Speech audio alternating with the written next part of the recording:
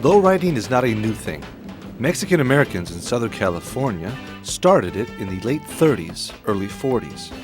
Rigo Reyes, president of the local lowrider car club called the Amigos, explains the history of lowriding and how it all started. Many of the youth at that particular time didn't have the economics to invest in a vehicle, but they would do it on the dress, on the style of dress. And that's where the whole development of the suit. And it's important to realize this because the correlation or the comparison between how it evolved from a dress style into a vehicle style. A lot of us are second, third, fourth, fifth generation Chicanos. A lot of us were born here, and a lot of our grandparents were here before this was the United States. Yet, here in the United States, we're still seen as outsiders. We're still seen as immigrants. And thus, we have a long history here. What makes it even more difficult to some extent is that not only are we not accepted here in the United States, we go to Mexico and we're no longer Mexicans. We are already outsiders. We are already what people there call vendidos or sellouts. We are already pochos. A pocho is a term for a person that has lost its identity, its language, and so on. So thus we start struggling. We start defining our own identity here in the United States as Chicanos, and lowriding happens to fall right into that. Again, taken from the American culture, taken from the Mexican culture, and thus developing our own. After World War II, many of the Mexican American youth returned back to the community, and there was already an existence here, particularly here in California. There was a certain love with the vehicle, the automotive vehicle. So as Mexican Americans, as Chicanos, we were no different than them. But at the same time, we wanted to expose, or we wanted to explore our own style. Very different from the Anglo kids. And thus we start seeing the first development of the lowrider, whereas the Anglo kids, or most of the Anglo kids, will go for the hot rod look. The Chicano kids will go for the opposite way, the slower and lower. In the 1950s, the so-called suit suiters were no longer called suit suiters, they were already called pachucos. In the 50s, it developed to the chucos. The whole tradition of the history was still there, although the way of dressing had changed through the years, but now it was being transcended to the vehicles itself. I emphasize this because it's very important to define or at least to try to assimilate what the Mexican American youth was going on at that particular era.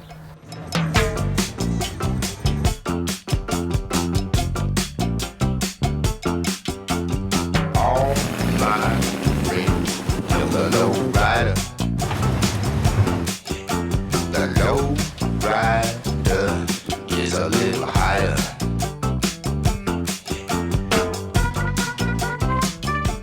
The first lowriders, obviously the technology wasn't as developed as it is today. Today, lowriding has become an industry in itself. Back in the day, it was more of a style, it was more of a sense of being. The only way they could have in this lower was either by putting something heavy, such as big rocks, cement rocks, or whatever it took to get the car to the low look, versus today's, where you got a whole development of hydraulic and the hydraulic industry.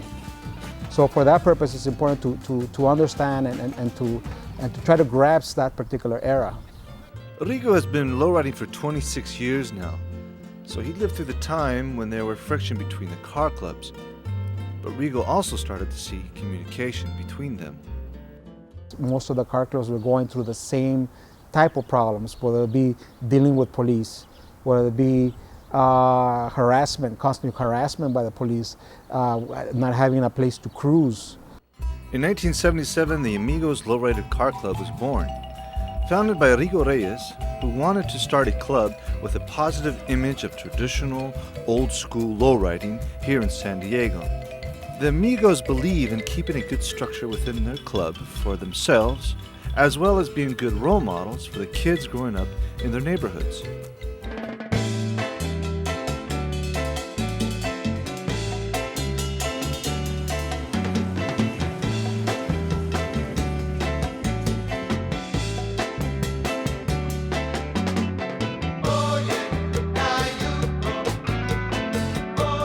Robert Carrillo grew up with the Amigos Car Club and now wants to be a member himself.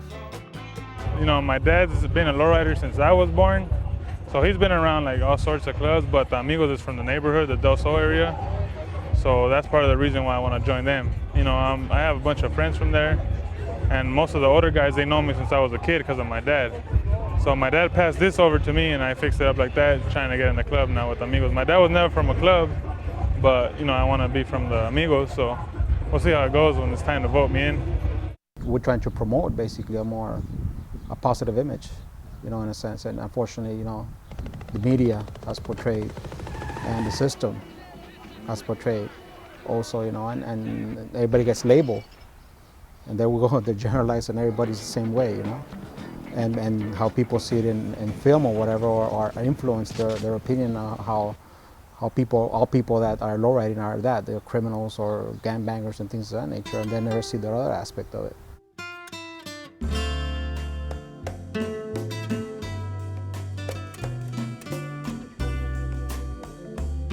The Amigos set up car shows periodically to help some local charities in need, one of them being Los Niños, an organization that helps Hispanic people in need along the U.S. and Mexican border. And Los Niños has been working 27 years here on the border with low-income families. The focus of the work is in offering classes in nutrition, organic production, and microcredit.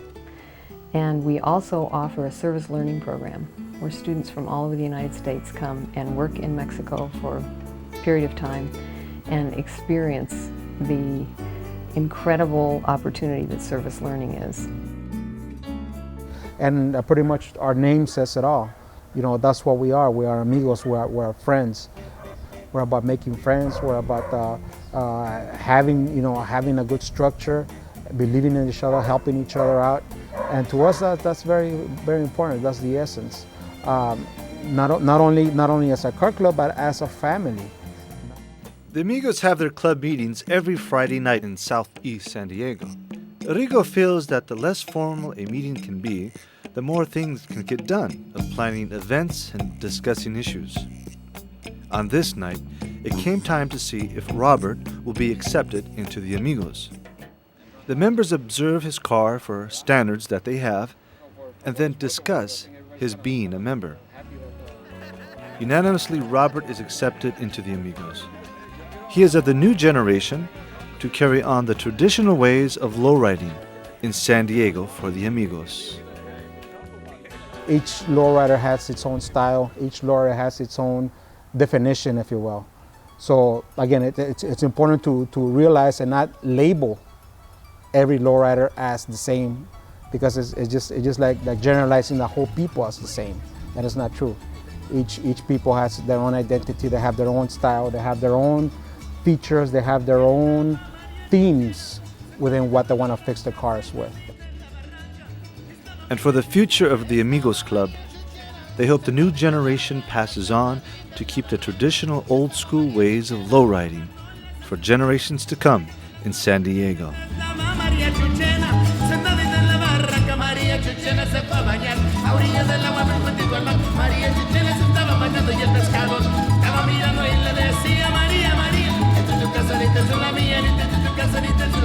Esta es la casa de Mary García.